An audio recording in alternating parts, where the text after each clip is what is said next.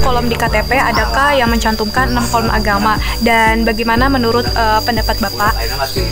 Salah tadi satu poin lagi yang saya belum dijelaskan terkait ke masalah kepercayaan tadi. Yang sudah saya itu mengusulkan itu kepercayaan itu Sunda Wiwitan.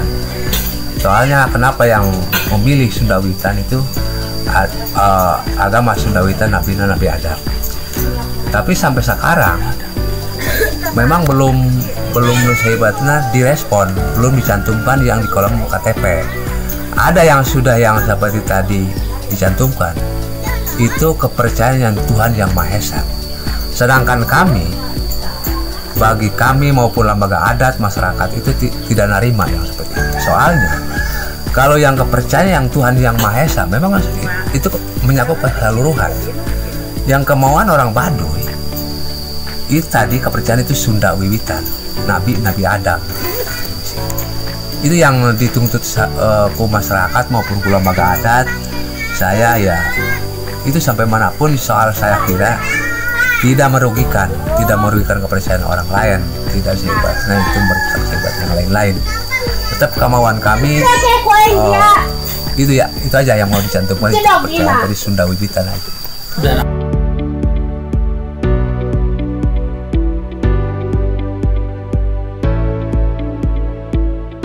Ada masyarakat adat yang tidak mau mencatatkan identitasnya pada dokumen kependudukan. Menurut Ibu, apa penyebabnya?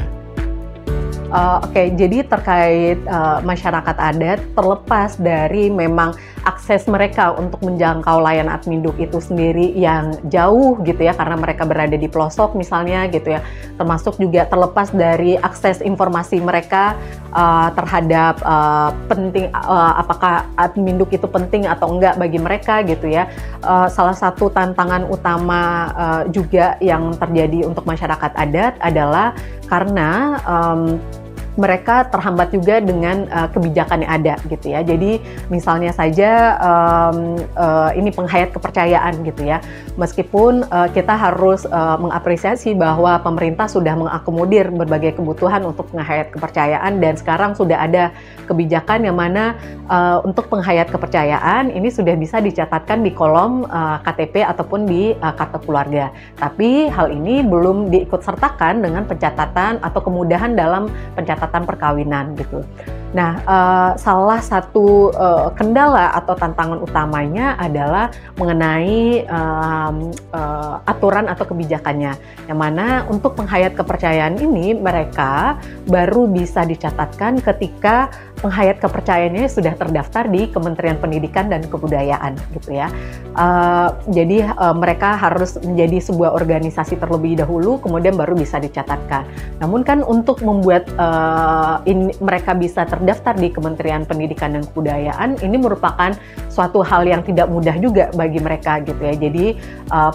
Jadi sehingga penghayat kepercayaan yang belum terdaftar di Kemendikbud ini masih belum bisa tercatatkan, sehingga hal ini yang perlu kita pikirkan bersama, bagaimana mengakomodir para penghayat kepercayaan yang memang belum terdaftar di Kemendikbud tetap diberikan kemudahan, baik itu pencatatan kelahiran dan pencatatan perkawinan mereka dan peristiwa penting lainnya. Tentu karena penghayat kepercayaan atau masyarakat adat tentu punya kepercayaannya dan budayanya tersendiri gitu ya, sehingga kita sebagai pemerintah sebagai penyedia layanan gitu ya tentu harus bisa menyesuaikan juga, dan perlu pendekatan khusus kepada masyarakat gitu ya untuk bisa melakukan pendekatan dan mempengaruhi mereka agar mereka bisa dengan sukarela untuk mendaftarkan atau mereka tercatatkan di dalam sistem pemerintahan. Jadi tentu ada mekanisme dan cara-cara khusus yang harus dilakukan baik oleh Dinas Dukcapil itu sendiri gitu ya, dan mungkin juga perlu Dukcapil juga perlu bekerja sama dengan misalnya dengan Dinas Sosial yang memang sudah sering bertemu dengan masyarakat adat atau masyarakat lainnya gitu. Mungkin ada pendekatan tertentu yang harus dilakukan gitu ya.